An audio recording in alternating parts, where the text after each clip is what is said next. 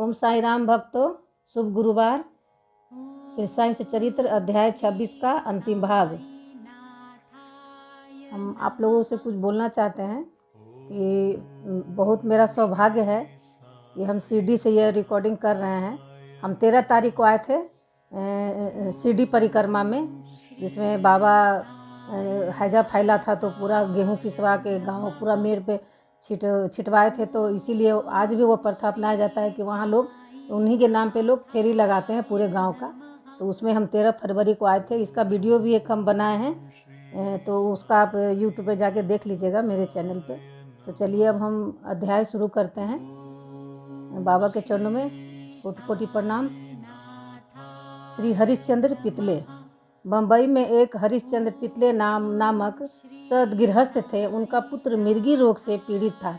उन्होंने अनेक प्रकार की देसी व विदेशी चिकित्साएं कराईं, परंतु उनसे कोई लाभ न हुआ। अब केवल यही उपाय शेष रह गया था कि किसी संत के चरण कमलों की शरण ली जाए।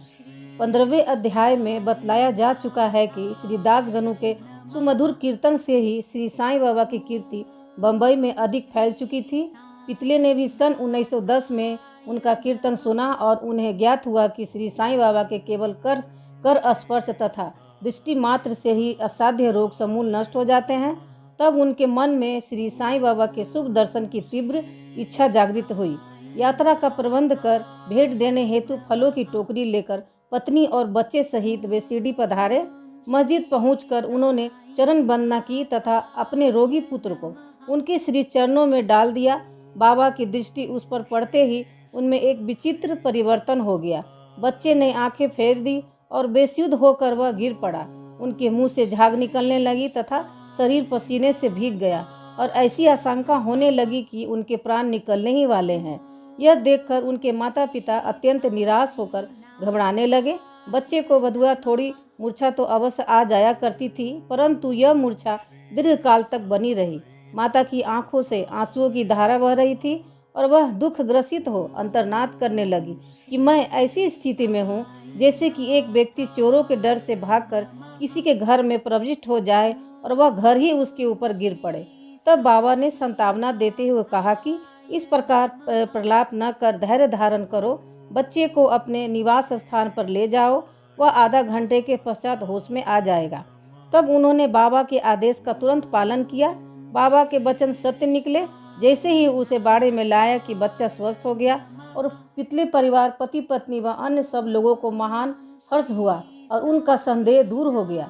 श्री पितले अपनी धर्मपत्नी सहित बाबा के दर्शनों को आए और अति विनम्र होकर आदरपूर्वक चरण वंदना कर पाद सेवन करने लगे। मन ही मन में बाबा को धन्यवाद दे रहे थे। तब बाबा ने मुस्कुराकर कहा कि क्या तुम्हारे समस्त विचार और शंकाएं मिट गई? जिन्हें विश्वास और धैर्य है उनकी रक्षा श्री हरि अवश्य करेंगे। श्री पितले एक धनाढ़ व्यक्ति थे, इसीलिए उन्होंने अधिक मात्रा में मिठाई बांटी और उत्तम फल तथा पान बीड़े बाबा को भेंट किए। श्रीमती पितले सात्विक प्रीति की महिला थी। वे एक स्थान पर बैठकर बाबा की ओर प्रेम पूर्ण दृष्टि से निहारा करती थी। उनकी आंखों से प्रसन्नता के आंसू गिरते थे। उनका मृदु और सरल स्वभाव देखकर बाबा अति प्रसन्न हुए। ईश्वर के समान ही संत भी भक्तों के अधीन हैं। जो उनकी शरण में जाकर उनका अनन्य भाव से पूजन करते हैं, उनकी रक्षा संत करते हैं।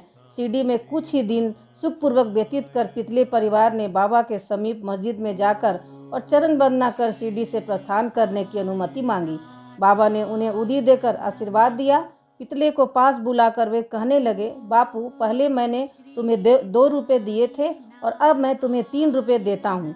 इन्हें अपने पूजा गृह में रखकर नित्य इसका पूजन करो, इससे तुम्हारा कल्याण होगा। श्री पितले ने उन्हें प्रसाद स्वरूप ग्रहण कर बाबा को पुनः साष्टांग प्रणाम किया तथा आशीष के लिए प्रार्थना की। उन्हें ये विचार आया कि प्रथम अवसर होने के कारण मैं इसका अर्थ समझने में असमर्थ हूँ कि 2 रुपये मुझे पहले कब दिए थे। वे इस बात का स्पष्टीकरण चाहते थे, परंतु बाबा मौन ही रहे। बम्बई पहुंचने पर उन्होंने अपनी वृद्ध माता को सीडी की विस्तृत वार्ता सुनाई और उन्हें 2 रुपये की समस्या भी उनसे कही। उनकी माता को भी पहल तो कुछ समझ में न आया, परंतु पूरी तरह विचार करने पर उन्हें एक पुरानी घटना की स्मृति हो आई, जिससे यह समस्या हल कर दी। उनकी वृद्ध माता कहने लगी कि जिस प्रकार तुम अपने पुत्र को लेकर श्री साईं बाबा की दर्शनार्थ गए थे, ठीक उसी प्रकार तुम्हें लेकर तुम्हारे पिता अनेक वर्षों पहले अक्कलकोट महाराज के दर्शनार्थ गए थे। महाराज पूर्ण सिद्ध योगी, त्रिकालज्ञ और बड़े उदार थे। तुम्हारे पिता परम भक्त थे, इस कारण उनकी पूजा स्वीकार हुई। तब महाराज ने उन्हें पूजनार्थ 2 रुपये दिए थे, जिनकी उन्होंने जीवन पर्यंत पूजा की। उनके पश्चात उनकी पूजा यथाविधि न हो सकी और वे रुपए खो गए। कुछ दिनों के उपरांत उनकी पूर्ण विस्मृति हो गई। तुम्हारा सौभाग्य है कि जो श्री अक्कलकोट महाराज ने साईं रूप में तुम्हें अपने कर्तव्य और पूजन की स्मृति बता कराकर आपत्तियों से मुक्त कर दिया है। अब भविष्य में जागरूक रहकर समस्त शंकाएं और सोच विचार छोड़कर अपने पूर्वजों को स्मरण कर रिवाजों का अनुसरण कर उत्तम प्रकार का आचरण अपनाओ। अपने कुल देव तथा इन रुपयों की पूजा कर उनके यथार्थ स्वरूप को समझो और संतों का आशीर्वाद ग्रहण करने में गर्व मानो। श्री साईं समर्थ ने दया कर तुम्हारे हृदय में भक्ति का बीजारोपण कर दिया है और अब तुम्हारा कर्तव्य है कि तुम उसकी वृद्धि करो। माता के मधुर वचनामृत का पान कर श्री पितले को अत्यंत हर्ष हुआ। उन्हें बाबा की सर्वज्ञालगता विदित हो गई और उनके श्री दर्शन का भी महत्व ज्ञात हो गया। इसके पश्चात वे अपने व्यवहार में अधिक सावधान हो गए। श्री अम्बेडकर, पुणे के श्री गोपाल नारायण अम्बेडकर बाबा के परम भक्तों में से एक थे, जो ठाणे जिला और जवाहर एस्टेट के अबकारी विभाग में 10 वर्षों से कार्य करते थे। वहां से सेवानिवृत्ति होने पर उन्होंने अन्य नौकरी ढूंढी, परंतु वे सफल न हुए।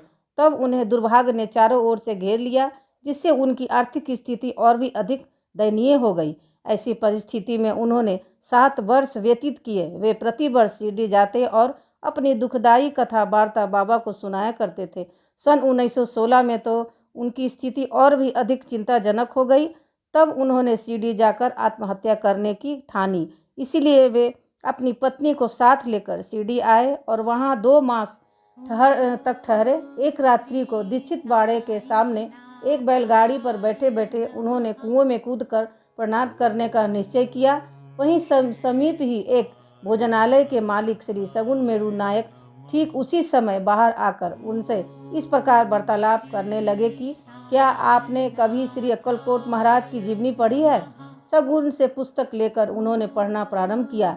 पुस्तक पढ़ते पढ़ते वे एक ऐसी कथा पर पहुँचे जो इस प्रकार थी। श्री अक्कलकोट महाराज के जीवन काल में एक व्यक्ति असाध्य रोग से पीड़ित था। जब वह किसी प्रकार भी कष्ट सहन न कर सका तो वह बिल्कुल ही निराश हो गया और रात्रि को कुएं में कूद पड़ा। तत्क्षण ही महाराज वहां पहुंच गए और उन्होंने स्वयं अपने हाथों से उसे बाहर निकाला। वे उसे समझाने लगे कि तुम्हें अपने शुभ अशुभ कर्मों का फल अवश्य ही भोगना चाहिए। यदि भोग अपूर्ण रह गया तो पूर्ण जन्म धारण करना पड़ेगा। इसीलिए मृत्यु से यह श्रेयकर है कि कुछ काल तक उन्हें सहन कर पूर्व जन्मों के कर्मों का भोग समाप्त कर सदैव के लिए मुक्त हो जाओ। यह सामायिक और उपयुक्त कथा पढ़कर अम्बेडकर को महान आश्चर्य हुआ और वे द्रवित हो गए। यदि इस कथा द्वारा उन्हें बाबा का संकेत प्राप्त न होता तो अभी तक उनका प्राणांत हो ही गया होता। बाबा की व्यापकता और दयालुता देखकर उनका विश्वास दृढ़ हो गया और वे बाबा के परम भक्त बन गए। उनके पिता श्री अक्कलकोट महाराज के शिष्य थे और बाबा की इच्छा भी उन्हीं के पद चिन्हों का अनुसरण कराने की थी। बाबा ने उन्हें आशीर्वाद दिया और अब उनका भाग्य चमक उठा। उन्होंने ज्योतिष शास्त्र के अध्ययन में निपुणता प्राप्त कर उनमें बहुत उन्नति कर ली और बहुत सा धन अर्जित करके अपना शेष जीवन सुख और शांतिपूर्वक व्यतीत किया। बोलो श्री सद्गुरु साईनाथ प्रणवस्तु शुभ भवतु। श्री सच्चिदानंद सद्गुरु श्री साईनाथ महाराज की जय। मैं एक अपना अनुभव बताती हूँ आप लोग को। आज थर्सडे था तो आप लोग जानते ही होंगे, जो शिरडी आते होंगे साईं भक्त, कि यहाँ गुरु स्थान में एक नीम का पेड़ है जो बाबा ने उसको मीठा नीम बना दिया है। तो मतलब एक बार वहाँ फेरी लगाना पड़ता है, तो हम घूमे तो उनको नहीं मिला, मतलब फेरी लगाए। तो फिर दूसरे दिन जब आज थर्सडे को जब हम गए वहाँ तो मेरी इच्छा थी, बाबा से बोले क्या बाबा कल तो आपने दिया नहीं, कम से कम आज एक तो दे दीजिए नीम का पत्ता। तो जैसे ही मतलब एक बार घूमे हम तो एक पत्ता एकदम गिरते हुए मेरे एकदम सामने ही गिरा। तो मुझे ये बहुत ही अच्छा लगा कि बाबा मतलब कितना सुनते हैं। अगर दिल से आप उनसे कुछ बोलिए मांगिए तो आप ज़रूर आपको वो पूरा करते हैं। तो हम एकदम बहुत खुश हो गए कि हमको चलो बाबा ने एक नीम का पत्ता दे दिया। और एक और अनुभव है दूसरा, तो हम द्वारका माई में मतलब गए पहला दिन। तो वहाँ हमें मेरा इच्छा था कि एक हमको बाबा वहाँ जो पंडित जी रहते हैं वो फूल वगैरह देते हैं, लेकिन उस दिन हमको नहीं मिला। बस हम ऐसे ही प्रणाम करके चले आए और बैठ गए वहाँ मस्जिद में बीच में। तो दूसरे दिन भी हम गए तो पंडित जी, एक वहाँ लेडी बैठती हैं जो गार्ड हैं, तो वो मतलब हमको देख रही थी और वो दूसरे को दी एक नारियल और फूल। तो हमको मतलब उन पर हमको ऐसे ही हम उनको देखे, तो वो हमको देख के बोलती हैं कि आपको भी चाहिए क्या। तो मतलब इतना हमको अंदर से खुशी लगा कि देखो मेरे मन में इच्छा थी और बाबा से हम शिकायत ही कर रहे थे मन ही मन की, बाबा आप हमको एक फूल भी आप नहीं दिए, कम से कम एक फूल तो आप दे दीजिए। तो बाबा कितना सुनते हैं कि वो हमको फूल क्या, वो एक नारियल भी हमको दिए, उस पर फूल रखे और वो पंडित जी हमको आके बुला के दिए कि आप ले लो। तो बाबा का ये बहुत ही प्यार है हम लोग के लिए, जो दिल से जो भी मतलब उनसे मांगता है, जो प्यार करता है उनसे, उनकी इच्छा बाबा जरूर पूर्ण करते हैं। भगवान आप लोग को भी मतलब भगवान पूरा करें, साईं बाबा आप लोग की भी इच्छा, यही मेरी दिल से प्रार्थना है। और हम शिरडी आए हैं तो आप लोग को भी शिरडी के लिए सबसे आप लोग से दुआ करेंगे बाबा से कि सब लोग भाई सुखी रहें, शिरडी चाहे चरल के परिवार जो भी हैं सब लोग सुखी रहें, स्वस्थ रहें, यही मेरी कामना है बाबा से। ओम साई राम। नमः। ओम श्री साई नाथाय नमः।